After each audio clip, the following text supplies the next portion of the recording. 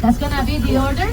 So then also welcome everybody. Welcome back, some of you. Am I right? Yeah. Yes. How many people have been to Cuba before? Can you raise your hands, please? Yeah. Is there any first timer in the bus?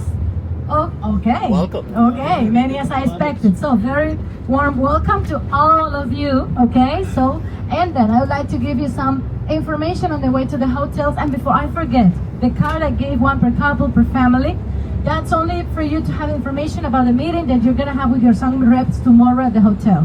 There you will find the time, the place, and the name of the Sangre rep. Okay, it's important to attend the meeting, to see that person who is gonna represent you. I mean, always be there in case you need, and also because she will or he, they'll tell you useful information related to the tours, to the excursions. I mean, if you want to go to see our beautiful capital city, Havana, or maybe to do the Jeep Safari or the Sugar, Cigar and Rum tour that is very popular, or maybe you want to go fishing, or maybe you want to go on a catamaran. So there are many options, many beautiful tours that will make you enjoy your vacations even more. Okay, so that's why it's important to attend this meeting, that it will only steal a couple of minutes of your time. Okay?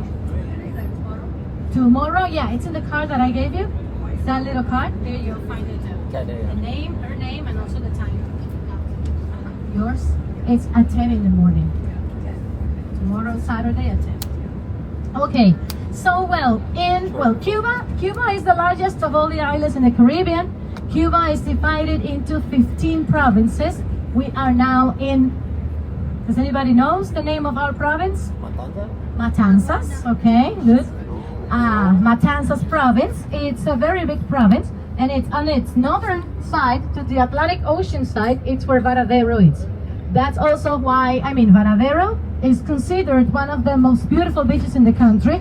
So we have Varadero, Santa Maria. Have you been to Santa Maria? Sí. Cayo Coco, Cayo Guillermo, Guadalajara. All these nice places are on the northern side, on the Atlantic Ocean side. Same ocean that we are going to see now. As soon as we get on the main road to the hotels, we see the nice ocean that is not very quiet today. It's been a little rough because of the cold front.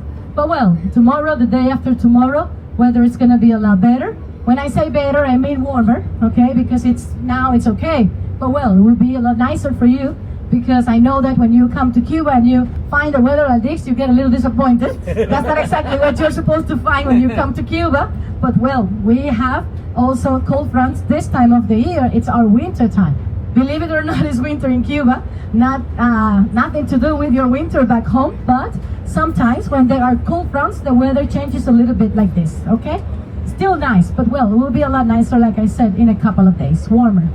So in Varadero, we also have our nice small downtown. It's nice. You can walk outside your resort and wait at the little bus stop to take the double-decker buses. That's we also have taxis, but this way of visiting downtown is also nice, because the double-decker buses, they charge $5 per person, and that's gonna be for the whole day.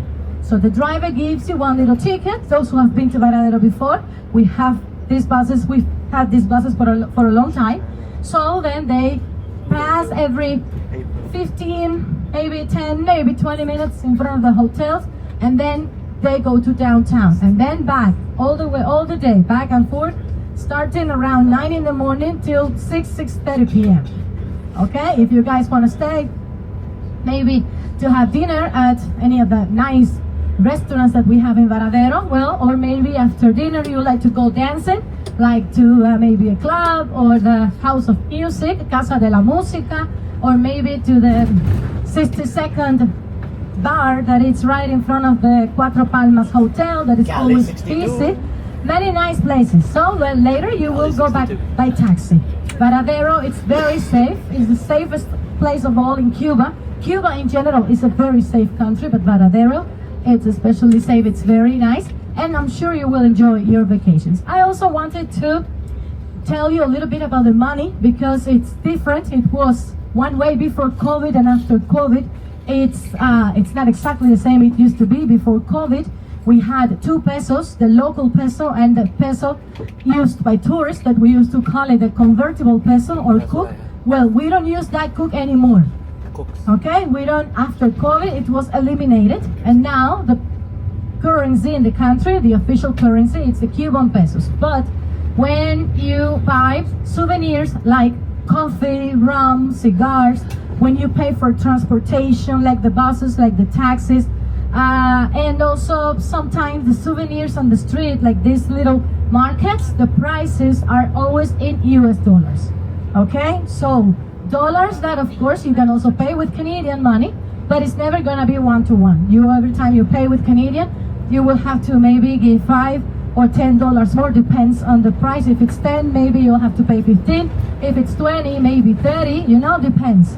Because even at the bank, the rate is different, okay? That's why people, when they charge in US and you pay with Canadian, they will also take it, but always be a little more than the price in US dollars, okay? Now, if you guys want to go and visit some of these nice restaurants or nice bars in downtown Varadero, well, almost all these places are government owned. It means that the prices are in Cuban pesos, okay? And because of the way that things have been changing in the country, that unfortunately after COVID, I mean, economically speaking, our country is actually not going through a nice time. Now it's like not very nice. I mean, the economy is still not recovered yet from the 2 years that we had to close our borders like the rest of the world had to do. But in the case of Cuba, we depend on tourism. So because of that, it's still not okay. And that's why, well, also the money, the change of the money affected the average Cubans. Because now for us, every time we go shopping to those same stores where before we paid with the convertible peso, now we don't use Cuban pesos there. We pay with a debit card. A debit card we have to get at the Cuban bank, and at the bank we have to deposit only hard currency. US, Canadian, euros, pounds, and no pesos. Okay? That's why it's not easy, because if you only get your monthly wage in pesos, then you know that you'll have to find a way to get some other money, like in order to put it in these cards and then get what you need from the stores, okay? That's why when people work in the tourist industry, they are always happy when you tip them. I know the Canadians always do it. You are very kind and nice people who always like to help. And then in the case you want to do it, I mean, with pesos, it'll be fine, but people will really appreciate more if you tip in US or Canadian, because of the way that the things have been changing in the country. Still, I mean, I know that when you get pesos, if you only have Canadian dollars, the fives are the smallest bill that you have. So when you get pesos, it also helps you to break your money and to give, you know, tips to more people. That's why it's better. But when you want to get some pesos, we always recommend you to get your pesos from the people, the Cubans, and not at the bank. Because the bank has a rate, but the people is always going to give you more. Because of what we need to have access to the US or the Canadian, because we need to put that money in the card. So that's why the rate will always be better. You get a better deal with the people than at the bank. At the bank right now, you get 110 pesos for 1 US and approximately 85, 87 for $1 Canadian. How much you get from the people? It depends. It can be, if it's American money, for example, 100 pesos more, 150 more, depends. 200, 250, even 300 pesos, depends on the monthly wage of the people. People that, when I'm saying people, I'm referring never to these guys on the streets. Never. I'm referring to the staff at the hotel. You know, this is always safe to do it with the people who you know where they work, because you see them every day, okay? And they are never gonna give you fake money, or they are going to give you what they can, always. We also, the driver has some money. We will offer you a rate that if it's fine for you, you can get some of your pesos from us, and then we'll later from the staff in the hotel, like I was telling you. I will tell you later. But I want to be very honest related to this, because you need to know that the pesos you buy in Cuba is because you're going to spend them all in the country. Because there's no way that you can get your money back. I mean, if you get, I don't know, 20,000 Cuban pesos, that actually sounds like a lot of money, but it's not that much, but well. And maybe you didn't go out too many times, or you only visited Varadero town just once, and you still have money. The day you go home, you still have pesos with you. You have to make sure you spend them all, because there's no place where you can change.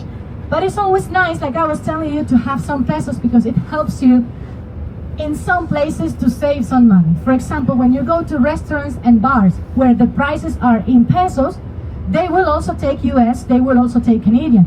But when they get you the bill is always according to the bank rate. And that's when, maybe if you pay, I don't know, 2,000 pesos or 1,500 for a lobster tail, in US you'll have to pay 20 or 25. And that will be a lot more than paying in US or Canadian, or just getting your pesos to use them at restaurants and bars. Basically there, because the rest of the souvenirs, they don't sell them in pesos. They always sell them in US dollars. Okay, are you following me? Yeah. I'm trying to explain this as clear as possible because sometimes when you don't explain this very well, then people, buy a lot of pesos because you think you're gonna pay with pesos everywhere, and that's not gonna be like that.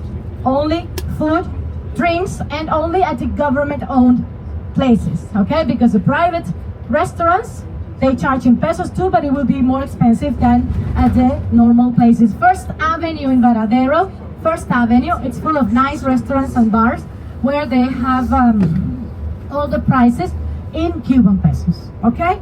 But like I said, you need to know that only for tips, like I said, because when you only have money, if you have American, let's say in ones, then it's better to use that for small tips and then it will be better. But if you don't have American, you only have Canadian, then buying some Cuban pesos, it will help you to split your money and give more tips to more people, okay?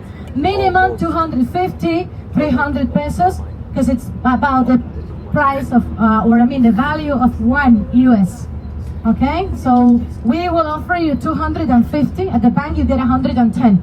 So we can give you 250 pesos for 1 US and 140 for the Canadian dollar. Always a little less because of the difference that I already explained.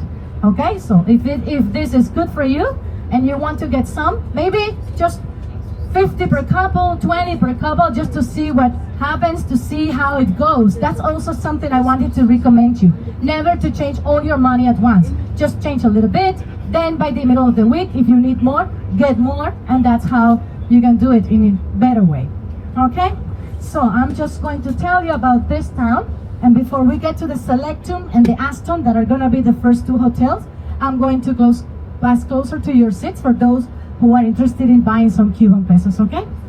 This town, we call it Boca de Camarioca, or mouth of the rivers. Anyone speak Spanish here? Spanish?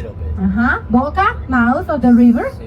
And if you don't speak Spanish, you're gonna learn at least a couple of important words, okay? Gracias. Hola. Adios. Cerveza, por bye favor. bye. That's a good one. Cerveza, dos cervezas, dos, no one. Dos cervezas, por favor. Always please, always por favor, okay? Because we're very polite. So then the river, as I was telling you that we're gonna see in a minute, it flows into the ocean, and then this town's name is Boca because it was founded by some small fishermen who had their small village here by the mouth of the river. Now it's very big because it's a town that it's very close. It's proximity to Varadero. It's very short, so that's why lots of workers here go to the hotels. Especially Boca de Camarioca. Boca de Camarioca, mouth of the Camarioca. The Camarioca, it's the river's name. That's why we call it like this. This river that we'll see now in a minute. In winter time, always it gets busy with lots of Canadians who, thanks God, still come to Cuba to enjoy your vacations. And then we usually say in a joke, in a way, to refer to a lot of Canadians who always come to Cuba in winter time, that we are invaded by Canadians every winter time. And it's a lovely invasion that we would love to have, not only in winter time, all year round. But well, unfortunately, our summers are not very popular. I know, we understand it's hot, it's humid, it rains a lot, okay? People always prefer to come this time of the year, okay? But well, it's still, it's good that there are tourists visiting us, because right now the tourist industry is probably the only important industry that we still have in the country. And that's why we always thank you all very, very much that you decided to come to Cuba. So thank you. And then I'm sure that the day you're going back home, maybe I'll just see you again and then you can tell me how fun and nice your stay was, and I'll feel very happy about it, because maybe you're gonna tell others how nice was your stay in the country, and more Canadians who would love to come before the end of your winter time, okay? Because I know that summer you prefer to stay at home. All right, so then I'll go closer. Remember, I can give you 250 for the US and 140 for the Canadian dollar, okay? If someone needs, we'll do it. If anybody wants more beer back there, cerveza, beer.